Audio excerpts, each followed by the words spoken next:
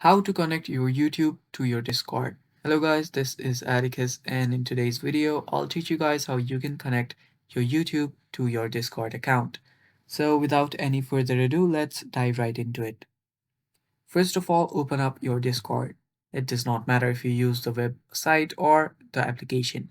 After you open it up, you will see the gear icon right beside your username. Tap on user settings. After you do that, on the left hand side, you will see connections. Tap on connections. Here you will see add accounts to your profile and many applications. Tap on view more and you will see YouTube. Tap on YouTube. After you select YouTube, you need to wait for it and you will see your accounts. Now select your account. After you select your account, you will simply need to select whatever you want Discord to access. And after you do so, tap on continue. After you tap on continue, it will start connecting your YouTube to your Discord. And there you go. You have connected your YouTube account to Discord. And that is basically it, guys. That is how you do it. Thanks for watching. That is all for the video.